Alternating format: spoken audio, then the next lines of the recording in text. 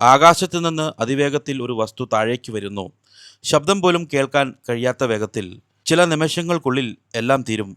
ഇതൊരു സിനിമാ രംഗമല്ല, ഇത് യഥാർത്ഥത്തിൽ ലോകത്തിൽ നടക്കാൻ കഴിയുന്ന സംഭവമാണ്. ഇന്ത്യക്ക് ഇന്നുള്ള ഏറ്റവും ഭീകരമായ ആയുധങ്ങളിൽ ഒന്നാണ് ബ്രഹ്മോസ്. പക്ഷെ ചോദ്യം ഇതാണ്, ബ്രഹ്മോസ് ലോഞ്ച് ആയാൽ യഥാർത്ഥത്തിൽ എന്ത് സംഭവിക്കും? ബ്രഹ്മോസ് ഒരു സാധാരണ മിസൈൽ അല്ല, ഇതൊരു സൂപ്പർസോണിക് ക്രൂയിസ് മിസൈലാണ്. അതായത് ഇത് ശബ്ദത്തിൻ്റെ വേഗതയേക്കാൾ 2 മുതൽ 3 മടങ്ങ് വേഗത്തിൽ സഞ്ചരിക്കും. ഇതൊരു സംഖ്യ മാത്രമല്ല, ഇതൊരു ഭീകര വേഗമാണ്. സാധാരണ വിമാനത്തിന് ഒരു സ്ഥലത്തെത്താൻ എടുക്കുന്ന സമയം ബ്രഹ്മോസ് ചില മിനിറ്റുകൾക്കുള്ളിൽ തന്നെ ആ ദൂരത്തിലെത്തും. ഇപ്പോൾ ഇമാജിൻ ചെയ്യൂ, ഒരു ടാർഗറ്റ് ഫിക്സ് ചെയ്തു, ലോഞ്ച് ബട്ടൺ അമർത്തി, അടുത്ത നിമിഷം മിസൈൽ ആകാശത്തേക്ക് ഉയരും. ശേഷം വളരെ താഴ്ന്ന ഉയരത്തിൽ റാഡാറുകൾക്ക് പിടിക്കാനാവാത്ത രീതിയിൽ പറക്കും. ഇതാണ് അതിൻ്റെ ഏറ്റവും വലിയ ശക്തി, സ്ട്രെങ്ത് പ്ലസ് സ്പീഡ്. എനിമിക്ക് റിയാക്ട് ചെയ്യാൻ സമയം തന്നെ ലഭിക്കില്ല. അവർക്ക് മനസ്സിലാകുമ്പോഴേക്കും ടാർഗറ്റ് ഹിറ്റായിരിക്കും. പക്ഷേ ഇതാണ് ഏറ്റവും ഭീകരമായ ഭാഗം അല്ല. ബ്രഹ്മോസ് അതിൻ്റെ ടാർഗറ്റ് അടുത്തെത്തുമ്പോൾ അതിന് ഡയറക്ഷൻ ചേഞ്ച് ചെയ്യാൻ കഴിയും. അതായത് അത് പ്രെഡിക്റ്റ് ചെയ്യാൻ വളരെ ബുദ്ധിമുട്ടാണ്. ഇന്ത്യയുടെ ഏറ്റവും ശക്തമായ മിസൈൽ ബ്രഹ്മോസ് ആണോ? ഉത്തരം അല്ല. ഇന്ത്യയുടെ ഏറ്റവും ശക്തമായ മിസൈൽ അഗ്നിവി ഒരു കംപ്ലീറ്റ്ലി ഡിഫറെൻറ്റ് കാറ്റഗറിയാണ്. ഇതൊരു ബാലിസ്റ്റിക് മിസൈലാണ്. ഡിഫറൻസ് എന്താണ്? ബ്രഹ്മോസ് താഴ്ന്ന ഉയരത്തിൽ പറക്കും, വളരെ ഫാസ്റ്റായി മൂവ് ചെയ്യും. അഗ്നിവി ആകാശത്തിൻ്റെ മുകളിലേക്ക് ഉയർന്ന് സ്പേസ് വരെ എത്തി ശേഷം താഴേക്ക് ടാർഗറ്റ് ഹിറ്റ് ചെയ്യും. റേഞ്ച് ഏകദേശം 5000 കിലോമീറ്ററിൽ കൂടുതലാണ്. എന്താണ് അർത്ഥം? ഒരു ഭൂഖണ്ഡം മാത്രമല്ല, മറ്റൊന്നിലേക്കും അറ്റാക്ക് ചെയ്യാൻ കഴിയും.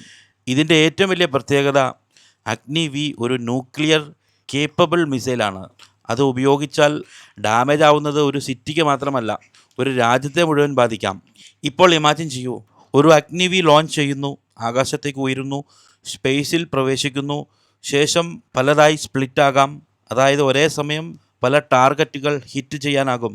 ഇതൊരു സയൻസ് ഫിക്ഷൻ അല്ല, ഇത് യഥാർത്ഥ സാങ്കേതിക വിദ്യയാണ്. പക്ഷേ ഇത്രയും ശക്തിയുള്ള ആയുധങ്ങൾ എന്തിനാണ്? ഉത്തരം സിമ്പിളാണ്, ഞങ്ങൾക്കിതുണ്ടെന്ന് ലോകത്തോട് കാണിക്കാൻ. അതിനാൽ ആരും ആക്രമിക്കാൻ ധൈര്യപ്പെടില്ല. ഇതാണ് യഥാർത്ഥ സത്യം. പക്ഷേ ഒരു ചെറിയ പിഴവ്, ഒരു തെറ്റായ തീരുമാനം, അത് വലിയൊരു ദുരന്തമായി മാറാനും ഇത് മതി. ഇത്രയും ശക്തമായ ആയുധങ്ങളുള്ള ലോകത്ത് നമുക്ക് സുരക്ഷിതത്വം കൂടുതലാണോ അല്ലെങ്കിൽ ഭീഷണിയാണോ? ബ്രഹ്മോസ്, അഗ്നിവി ഇവ വെറും മിസൈലുകൾ മാത്രമല്ല, ഇവ പവറിൻ്റെ സിമ്പലാണ്. പക്ഷേ ഈ പവർ ശരിയായ രീതിയിൽ ഉപയോഗിച്ചാൽ ശാന്തി നിലനിർത്താം. തെറ്റായി ഉപയോഗിച്ചാൽ ഫലം ചിന്തിക്കാൻ പോലും ഭയപ്പെടുന്ന ഒന്നായിരിക്കും. ഇന്ത്യക്ക് മാത്രമാണോ ഇങ്ങനെയുള്ള മിസൈലുകൾ ഉള്ളത്? അല്ല, ഇതുപോലെ ശക്തമായ മിസൈൽ സിസ്റ്റങ്ങൾ മറ്റ് പല രാജ്യങ്ങൾക്കുമുണ്ട്.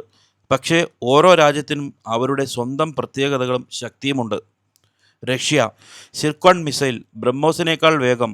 സർമറ്റ് മിസൈൽ ലോകത്തിലെ ഏറ്റവും പവർഫുൾ ന്യൂക്ലിയർ മിസൈൽ എന്ന് അറിയപ്പെടുന്നു. ഹൈപ്പർസോണിക് സ്പീഡ് ഡിഫൻസ് സിസ്റ്റങ്ങൾക്ക് പിടിക്കാൻ വളരെ ബുദ്ധിമുട്ടാണ്. അമേരിക്കയുടെ കയ്യിലുമുണ്ട്. ടിഡൻ 2 സബ് മറൈനിൽ നിന്നും ലോഞ്ച് ചെയ്യാം. Minuteman 3 long range nuclear missile. അതിൻ്റെ പ്രത്യേകത, കരയിലും ആകാശത്തും സമുദ്രത്തിലും എല്ലാ മേഖലകളിലും മിസൈൽ ക്യാപ്പബിലിറ്റിയാണ്. ചൈനയുടെയിലുമുണ്ട്. DF-41 12000 കിലോമീറ്റർ റേഞ്ചുണ്ട്. ഹൈപ്പർസോണിക് മിസൈൽ ഡെവലപ്മെൻറ്റ്, ഒരേ സമയം പല ടാർഗറ്റുകൾ ഹിറ്റ് ചെയ്യും. നൂതന ടെക്നോളജി. പിന്നെ പാകിസ്ഥാനും ഫ്രാൻസും യുണൈറ്റഡ് കിങ്ഡം പോലുള്ള രാജ്യങ്ങളിൽ ഇത്തരത്തിലുള്ള മിസൈലുകളുണ്ട്. ലോകത്തിലെ വലിയ ശക്തികളെല്ലാം ഇത്തരം മിസൈലുകൾ കൈവശം വയ്ക്കുന്നു.